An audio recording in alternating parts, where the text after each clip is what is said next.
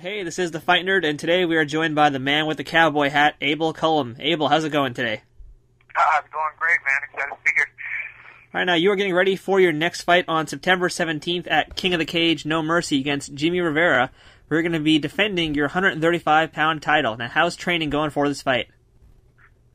Training's been going great, man. It's been one of the best camps getting prepared for a fight I've had in a while, and I'm excited, looking forward to it. I can't wait to get out to Connecticut and show those fans what the cowboy hat can bring. So now, what's the game plan for this fight going to be? Game plan's the same as always, man. I just like to bring a fight, bring my fight, press the action, stay in his face, and hopefully come home with the win. Now, you definitely stand out the most from that fight poster for this show, so I have to ask you about this. Can you tell us why you seem to never go anywhere without that cowboy hat?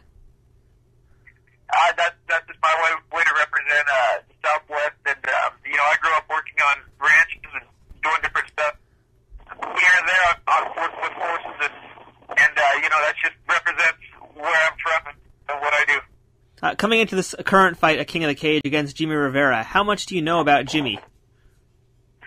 I know a few of my training partners seen him fight, watched his fights on the internet. I'm not too big on physics. He told me that he likes to bring a really high pace early in the fight and keep pressing the action, kind of again similar to myself. So I'm into the cage. I always say I train for fights, not for fighters. I train to be the best I can possibly be for that given time in that moment, and I feel that come the 17th, I'll be physically and mentally peaked and ready to go out there and put on a show for everybody and keep that belt around my waist for sure. All right, now you've been the King of the Cage flyweight champion for well over 2 years now. So, what would you attribute to your success? I believe it's due to dedication, hard work, all the stuff that everybody always says is definitely that. And then having my family stick behind me 100%. I got my brother pushed me in the gym as a training partner. My father was a coach. We do this as a family, and we're constantly growing, constantly trying to evolve with the sport. How do you feel you would stack up against the current WEC 135-pound champ, Dominick Cruz? I'd love to watch this fight, man. I think we both bring a really high pace to the cage. I think it'd be a really exciting fight. I think with our styles, the way we both are, we both like to put on a show and both like to keep pushing the pace. And with two people like that in the cage, it spells, it's going to be a huge, very exciting fight, I'd say.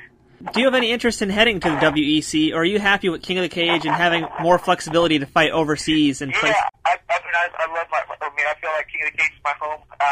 They're the ones that originally gave me my shot in the sport, and I see them growing, every day with shows on HBNet, getting involved with Mark Burnett, and I'm proud to be part of a growing organization.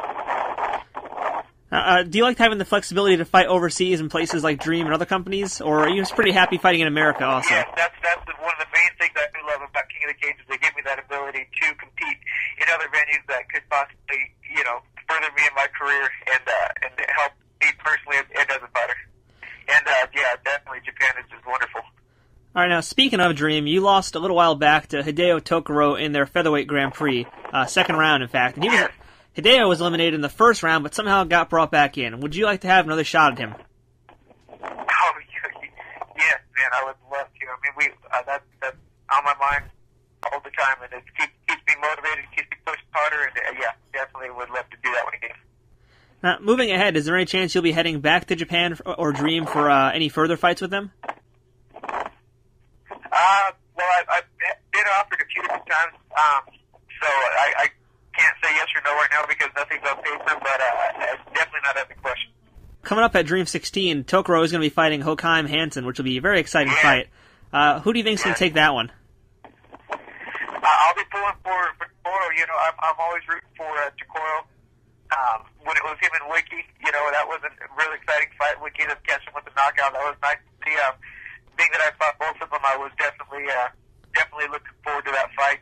With this fight, because I fought Tokoro and he actually beat me, it's hard to root against the guy that beat you. I wish him success until the next time me and him stand on the cage together for the ring. All right, now last question here: Are you a full-time fighter, or do you do anything for a living outside of the cage? Well, actually, I work part-time as an optical lab technician. I make glasses locally here in Tucumcari, New Mexico, and then me, my brother, and my dad are always out. We do a bunch of different odd jobs. We're doing yard work, any type of thing that keeps us busy. All right, well, now I know where to go to get some glasses in New Mexico. Now, if you want, you can go ahead and thank your sponsors for this fight. Okay, I'd definitely like to thank FullTiltPoker.net and Corn-Fed Purebred American. All right, you can catch Abel Cullum fighting Jimmie Rivera September 17th at the Foxwoods Casino in Connecticut at King of the Cage No Mercy, which you can also catch on HDNet if you can't make it there. Abel will be there, and we hope to see you there, and good luck at the fights. Oh, thank you, man. I appreciate that. This video is sponsored by FindMMAGym.com. Looking for a new place to train? Head over to the best online directory for MMA gyms across the U.S. FindMMAGym.com.